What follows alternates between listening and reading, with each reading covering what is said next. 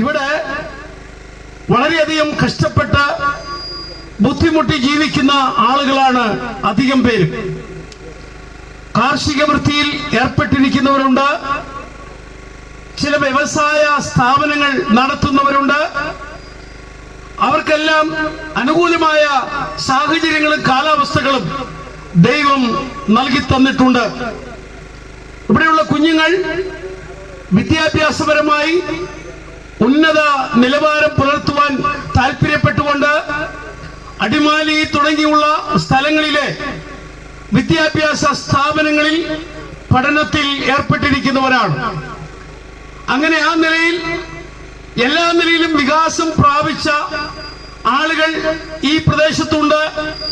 ഈ പ്രദേശത്തെ കുഞ്ഞുങ്ങൾ വിദ്യാഭ്യാസത്തിൽ തുടരുന്നതുകൊണ്ട് മറ്റു പല പുരോഗമനപരമായ കാര്യങ്ങൾ ചിന്തിക്കുന്നതിനും പഠിക്കുന്നതിനും ഇടവന്നുകൊണ്ടിരിക്കുന്നു.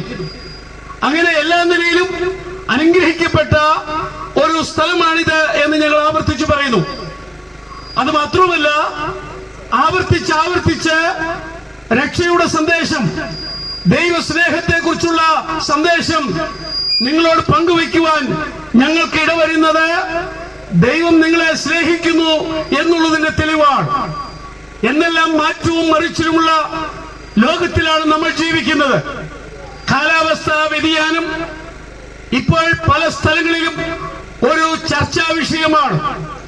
നമ്മുടെ പിതാക്കന്മാരുടെ കാലത്ത് പോലും കേട്ടുകേൾവി ഇല്ലാത്ത നിലയിലാണ് കാലാവസ്ഥയ്ക്ക് തന്നെ വലിയ മാറ്റം വന്നിട്ടുള്ളത്. വേനൽക്കാലം, മഴക്കാലം എന്നിങ്ങനെ ഇതിന് തന്നെ മാറ്റം വന്നിട്ടുണ്ട്.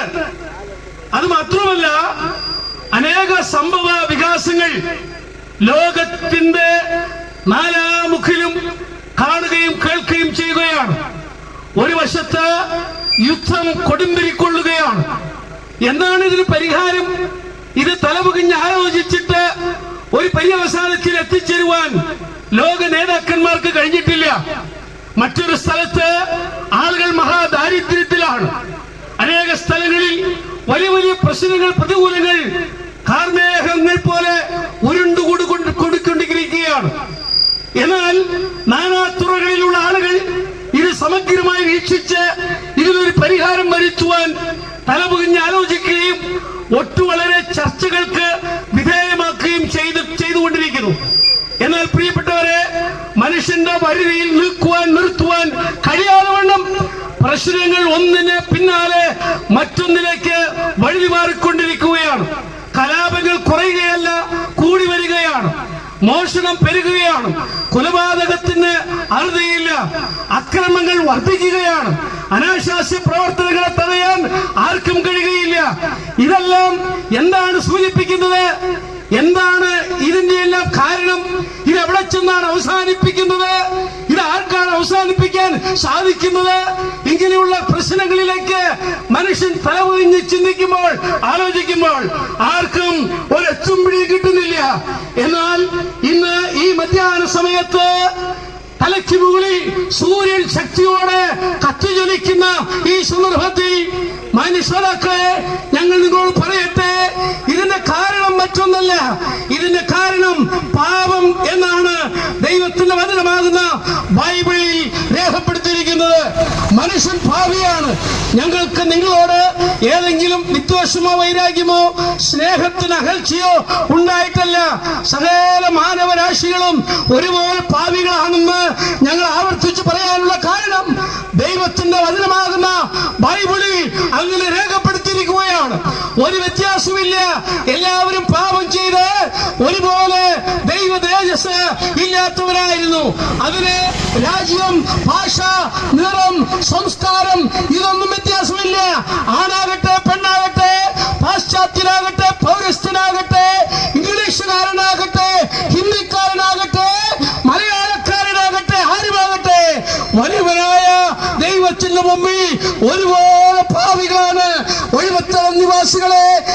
സ്നേഹത്തോടുകൂടെ പറയുന്നു, മനുഷ്യൻ അത്യുന്നതനായ സർവശക്തനായ ദൈവത്തിന് മുൻപാകെ പാപികളാണ്. മനുഷ്യൻ പാപിയാണ് എന്ന് ഒരുപാട് തെളിവുകളുടെ ആവശ്യമില്ലല്ലോ. ഞാനൊന്ന് പറഞ്ഞുകൊള്ളട്ടെ, നമ്മുടെ വീടുകൾ ചെറുതായാലും വലുതായാലും അതിന് ഒരു പൂട്ടുണ്ടല്ലോ. അത് ശക്തിയായ പൂട്ട്. അത് ഒന്നുകൂടെ ഉറപ്പിച്ചിട്ടാണ് ആളുകൾ അന്തി ഉറങ്ങുന്നത്.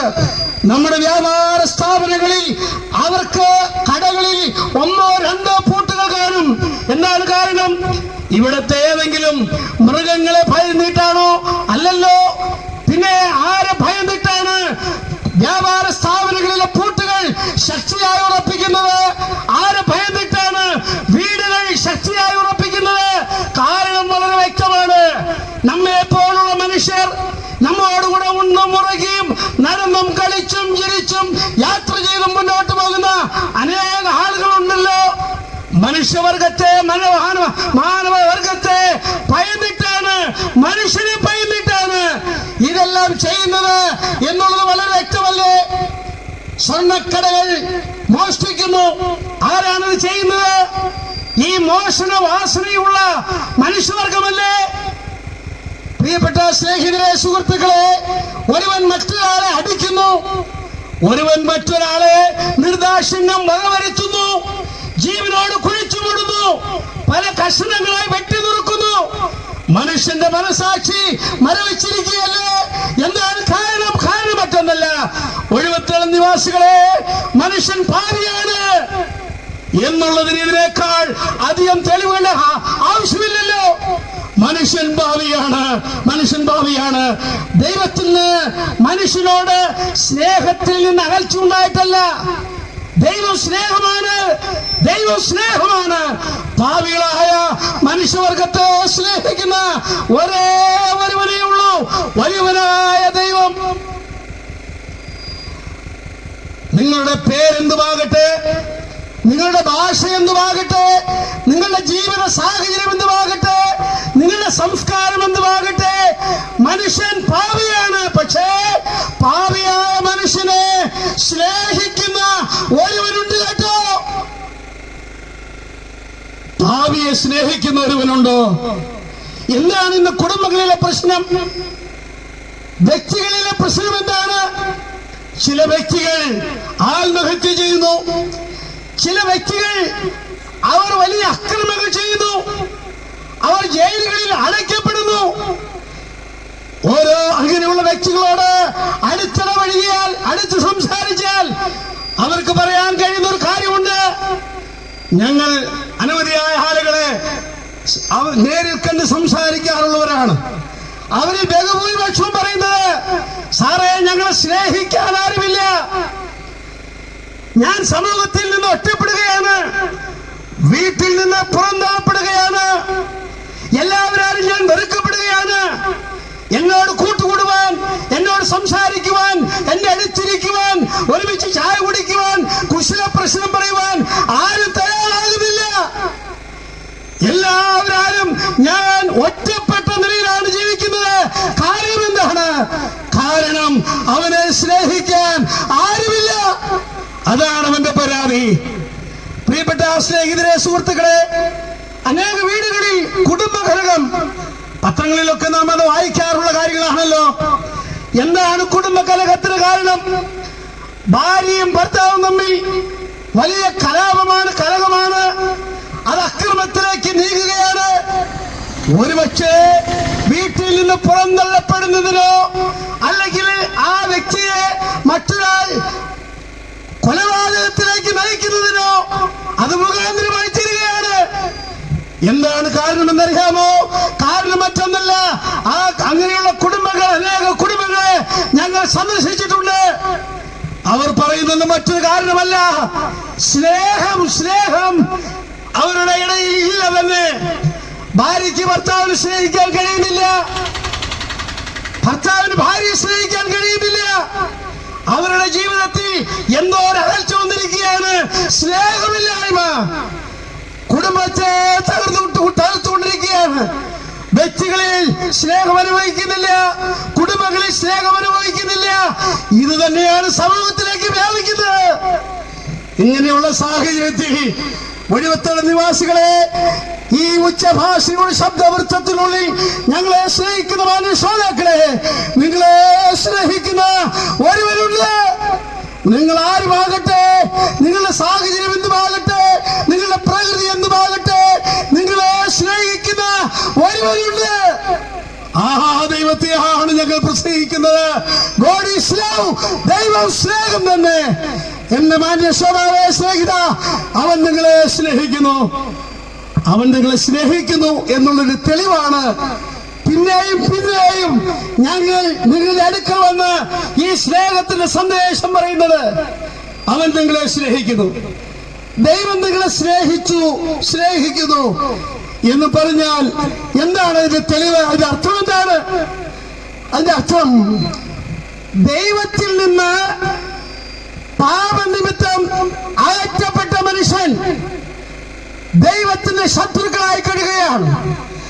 ദൈവത്തിലേക്ക് നോക്കുന്നില്ല, ദൈവത്തോട് പ്രാർത്ഥിക്കുന്നില്ല, ദൈവത്തെ ആരാധിക്കുന്നില്ല, ദൈവത്തിന്റെ വഴി ഏതാണെന്ന് മനസ്സിലാക്കുന്നില്ല. അങ്ങനെ വഴി മനസ്സിലാക്കിയാൽ തന്നെയും വഴിവിട്ട് സഞ്ചരിക്കുകയാണ്. ദൈവത്തിനെതിരെ അവൻ ചിന്തിക്കുകയാണ്, ദൈവത്തിനെതിരെ പ്രവർത്തിക്കുകയാണ്. ദൈവമില്ല എന്ന് മൂഢൻ തന്റെ ഹൃദയത്തിൽ പറയുന്നു എന്നാണ് ബൈബിൾ പറയുന്നത്. ഇങ്ങനെയൊക്കെ ആണെങ്കിലും, നിങ്ങളുടെ സ്ഥിതി ഇങ്ങനെയൊക്കെ ആണെങ്കിലും അവൻ നിങ്ങളെ സ്നേഹിക്കുന്നു. ആ സ്നേഹത്തിന്റെ തെളിവെന്താണ്? ബൈബിളിൽ ഒരു വാക്യം ഞാൻ നിങ്ങളുടെ ശ്രദ്ധയിൽ പറയുകയാണ്. തന്റെ ഏകജാതനായ പുത്രനിൽ വിശ്വസിക്കുന്ന ഏവനും നശിച്ചു പോകാതെ നിത്യജീവൻ പ്രാപിക്കേണ്ടതിന് അവൻ തന്റെ പുത്രനായ ക്രിസ്തുവിനെ നൽകിക്കൊണ്ട് ലോകത്തെ അത്രയ്ക്ക് സ്നേഹിച്ചു. He so loved this world. നിന്നെ എത്രമാത്രം സ്നേഹിക്കാമോ അത്രത്തോളം അവൻ നിങ്ങളെ സ്നേഹിക്കുന്നു. എന്നെ ശ്രദ്ധിക്കുന്ന അടുത്തുമകലുമായി നിൽക്കുന്ന പ്രിയപ്പെട്ടവരെ, നിങ്ങളെ അത്രത്തോളം സ്നേഹിക്കുന്ന ഒരുവനുണ്ട് കേട്ടോ. അവനാണ് വലിയവനായ ദൈവം. ആ ദൈവം നിങ്ങളെ സ്നേഹിച്ചു. എത്രത്തോളം സ്നേഹിച്ചു എന്ന് ബൈബിൾ പറയുന്നുണ്ട്. ആ സ്നേഹത്തിന്റെ വെളിപ്പെടുത്തലാണ് കാൽവരിയിലെ ക്രൂശിൽ കാണുവാൻ സാധിക്കുന്നത്. പലസ്തീനായുടെ നടുവിൽ തലയോടിന്റെ ആകൃതിയിലുള്ള ഒരു മലയുണ്ട്. ഗോൽഗോഥാ മല എന്നാണ് അതിന്റെ പേര്. ആ മലയിൽ, ഗോൽഗോഥാ മലയിൽ കർത്താവായ യേശു ക്രിസ്തുവിനെ മാനവവർഗത്തിന്റെ രക്ഷയ്ക്ക് വേണ്ടി കൊന്നൊരുക്കിക്കൊണ്ട് യാഗമാക്കി തീർത്തുകൊണ്ട് ദൈവം ആ സ്നേഹം വെളിപ്പെടുത്തുകയുണ്ടായി. ഞാൻ ചോദിക്കട്ടെ, യേശു ക്രിസ്തുവിന് നൽകിക്കൊണ്ട് ദൈവം ആ സ്നേഹം വെളിപ്പെടുത്തിയെങ്കിൽ ആ സ്നേഹത്തിന്റെ വ്യക്തമായ പ്രദർശനം വെളിപ്പെടുത്തലാണ് കാൽവരിയിലെ ക്രൂശിൽ മനുഷ്യവർഗത്തിന് കാണാൻ സാധിക്കുന്നത്. ആരാണ് ക്രിസ്തു? ക്രിസ്തു ദൈവത്തിൽ നിന്ന് പുറപ്പെട്ട് ലോകത്തിൽ വന്നു. എന്തിനു വേണ്ടിയാണ് ക്രിസ്തു വന്നത്? പാപികളെ രക്ഷിക്കാൻ. ക്രിസ്തുയേശു പാപികളെ രക്ഷിപ്പാൻ ലോകത്തിൽ വന്നു എന്നുള്ള വിശ്വാസവും എല്ലാവരും അംഗീകരിപ്പാൻ യോഗ്യമായ വചനം തന്നെ. എല്ലാവരും അംഗീകരിപ്പാൻ യോഗ്യമായ വചനം ഇതല്ലാതെ വേറെയില്ല കേട്ടോ. ഇതാണ് വിശ്വസിപ്പാൻ യോഗ്യമായ വചനം. പാപികളെ രക്ഷിപ്പാൻ. നിങ്ങളുടെ പേരെന്തുമാകട്ടെ, നിങ്ങൾ ഏത് വീട്ടിൽ പിറന്നവരാകട്ടെ, അതൊന്നും എന്റെ വിഷയമല്ല. പ്രിയ സ്നേഹിത സുഹൃത്തെ, ദൈവത്തിന് മുമ്പാകെ നീ പാപിയാണെന്ന് ഞാൻ പറഞ്ഞു. നിന്നെ രക്ഷിപ്പാനാണ് ദൈവം തന്റെ പുത്രനെ ലോകത്തിലേക്ക് അയച്ചത്. യേശു ക്രിസ്തു ലോകത്തിൽ മനുഷ്യനായി വന്നത് പാപികളെ രക്ഷിക്കാനാണ്. യേശു ക്രിസ്തുവിന്റെ മനുഷ്യാവതാരം, യേശു ക്രിസ്തു മനുഷ്യനായി ലോകത്തിൽ വന്നു എന്നുള്ളത് ലോകം മുഴുവനും അംഗീകരിക്കുന്ന ഒരു വിഷയമാണ്. അതാണ് ക്രിസ്തുമസ് വിളിച്ചു പറയുന്നത്.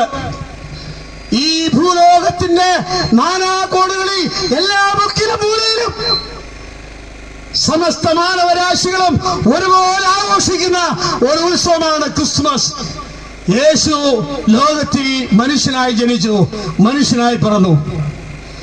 ഈസ്റ്റർ എന്നുള്ളത്, ഗുഡ് ഫ്രൈഡേ, ഈസ്റ്റർ എന്നീ ദിവസങ്ങൾ ലോകം മുഴുവനും ആഘോഷിക്കുന്ന ദിവസങ്ങളാണ്. എന്താണ് അതിന്റെ അർത്ഥം? യേശു ക്രിസ്തു കാൽവരിയിലെ ക്രൂശിൽ മരിച്ചു, യേശു ക്രിസ്തു ഉയർത്തെഴുന്നേറ്റു. ലോകത്തിന്റെ എല്ലാ മുക്കിലും മൂലയിലുമുള്ള സമസ്ത മാനവരാശികളും ഒരുപോലെ അറിഞ്ഞോ അറിയാതെയോ പറയുന്ന ഒരു വലിയ വിഷയമാണ്, വസ്തുതയാണ് യേശുവിന്റെ മരണം, യേശു ക്രിസ്തുവിന്റെ ഉയർത്തെഴുന്നേൽപ്പ്. ഞാനതിങ്ങനെ പറഞ്ഞ് എന്റെ പ്രഭാഷണം അവസാനിപ്പിക്കുകയാണ്. പാപികളെ രക്ഷിപ്പാൻ യേശു ലോകത്തിൽ വന്നു. സ്നേഹിത സുഹൃത്തുക്കളെ, എന്നെയും നിങ്ങളെയും സ്നേഹിച്ച് നമ്മുടെ മേൽ പാപത്തിന്റെ ശിക്ഷ വരേണ്ടിയിരുന്ന ആ കനത്ത ശിക്ഷ അവൻ സമനസാൽ ഏറ്റെടുത്തുകൊണ്ട് കാൽവരിയിലെ ക്രൂശിൽ അവൻ മരിച്ചു.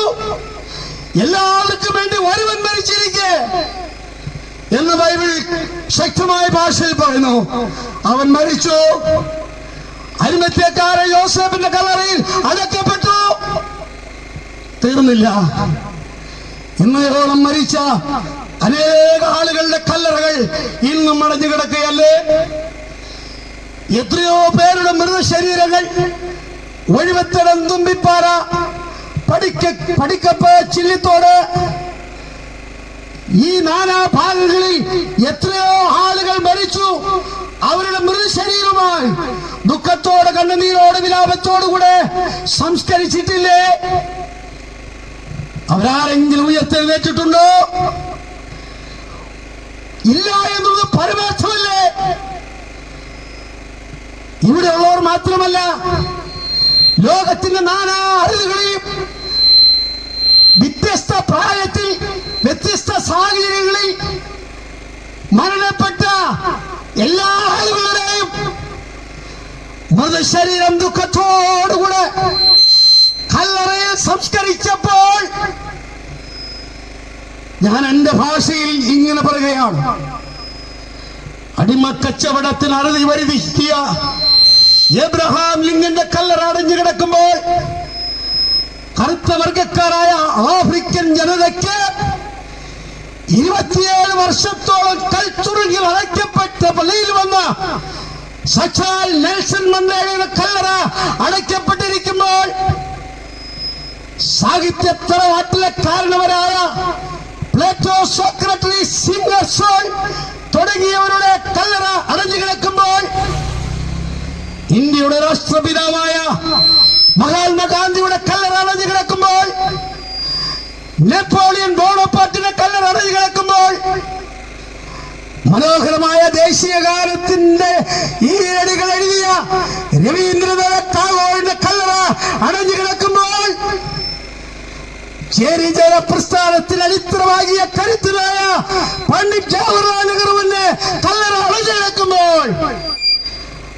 ഒരു വനിത എന്ന ലോകം വിധി എഴുതിയ, ലോകത്തിന്റെ കൈപ്പത്ത് ചാർത്തുവാൻ, കയ്യൊപ്പ് ചാർത്തുവാൻ പര്യാപ്തമായ നിലയിൽ ജീവിച്ചു മുന്നേറിയ ഇന്ദിരാഗാന്ധിയുടെ കല്ലറ അടഞ്ഞു കിടക്കുമ്പോൾ, ലോകത്തിന്റെ ഭാവി വാഗ്ദാനമായിരുന്ന രാജീവ് ഗാന്ധിയുടെ കല്ലറ അടഞ്ഞു കിടക്കുമ്പോൾ, തത്വചിന്തകന്മാരിൽ ഒട്ടും പിന്നോക്കം പോകാത്ത സാക്ഷാൽ EMSന്റെ കല്ലറ അടഞ്ഞു കിടക്കുമ്പോൾ, ആംഗലേയ ഭാഷാ സാഹിത്യത്തിലെ മുടിചൂടാൻ മന്നനായ വില്യം ഷേക്സ്പിയറിന്റെ കല്ലറ അടഞ്ഞു കിടക്കുമ്പോൾ, ഞങ്ങളുടെ വിശ്വാസത്തിന്റെ നായകനും ഞങ്ങളുടെ പ്രഭാഷ വിഷയത്തിന് അടിസ്ഥാനമായ കർത്താവായ യേശു ക്രിസ്തു കല്ലറ വിട്ട് 3-ാം ദിവസം ഉയർത്തെഴുന്നേറ്റു. ഹല്ലേലൂയ, ദൈവത്തിന് സ്തോത്രം. അവൻ ഉയർത്തെഴുന്നേറ്റതിനാൽ പ്രിയപ്പെട്ട സ്നേഹിതരെ, അവൻ രക്ഷിതാവാണെന്നുള്ള കാര്യം ശക്തമായി ഉറപ്പിക്കപ്പെട്ടു. ക്രിസ്തു യേശു പാപികളെ രക്ഷിപ്പാൻ ലോകത്തിൽ വന്നു. അവൻ നിങ്ങളെ രക്ഷിച്ചു. നിങ്ങളുടെ പാപങ്ങളുടെ പരിഹാരത്തിനായി കാൽവറിയിൽ മരിച്ചു. കല്ലറ തുറന്ന് വൻ വൈരിയെ തകർത്ത വല്ലഭനായി ക്രിസ്തു ഇന്നും സ്വർഗത്തിൽ ജീവിക്കുന്നു. പോരാ, അവൻ വേഗം വരാൻ പോകുകയാണ്. ആകയാൽ അവനിലുള്ള വിശ്വാസത്താൽ പാപമോചനം പ്രാപിച്ച് വരുവാനുള്ള നരക ന്യായവിധിയിൽ നിന്ന് വിടുവിക്കപ്പെട്ട ദൈവത്തിന്റെ മക്കളായി തീർന്ന് സ്വർഗരാജ്യത്തിന്റെ അവകാശികളായി തീർന്നു എന്നുള്ള ഉത്തമ ബോധ്യം നിങ്ങൾക്ക് കൈവരേണ്ടതിന് ഒഴിവത്തള നിവാസികളെ, നിങ്ങളെ പിന്നെയായി ഞങ്ങൾ സ്നേഹിക്കുന്നത് കൊണ്ട് വളരെ താഴ്മയോടെ നിങ്ങളുടെ പാദം പിടിച്ച് ഞങ്ങൾ അപേക്ഷിക്കുകയാണ്. നിങ്ങൾ രക്ഷിക്കപ്പെട്ട് ദൈവത്തിന്റെ മക്കളായി സ്വർഗരാജ്യത്തിന്റെ അവകാശിയായി തീരണം. വലിയൊരു ന്യായവിധി വരാൻ പോകുകയാണ്. അതിൽ നിന്ന് ഒഴിവുള്ളവരാകാൻ ഇതല്ലാതെ വേറൊരു മാർഗം, രണ്ടാമതൊരു മാർഗമില്ലെന്ന് തീർത്തു പറഞ്ഞുകൊണ്ട് ഞങ്ങളെ ശ്രദ്ധിച്ച ഏവർക്കും നന്ദി പറഞ്ഞുകൊണ്ട് നിങ്ങളെയും നിങ്ങളുടെ കുടുംബങ്ങളെയും കുഞ്ഞുങ്ങളെയും ഈ ദേശത്തെയും സർവശക്തനായ ദൈവം സമൃദ്ധിയായി അനുഗ്രഹിക്കട്ടെ എന്ന് പ്രാർത്ഥിച്ചുകൊണ്ട് ഈ വാക്കുകൾക്ക് അവസാനം കുറിക്കുന്നു. ദൈവം നിങ്ങളെല്ലാവരെയും നമ്മെയും ഒരുപോലെ അനുഗ്രഹിക്കട്ടെ. അവന്റെ വലിയൊരു നാമം വാഴ്ത്തപ്പെടുമാറാകട്ടെ. ആമേൻ.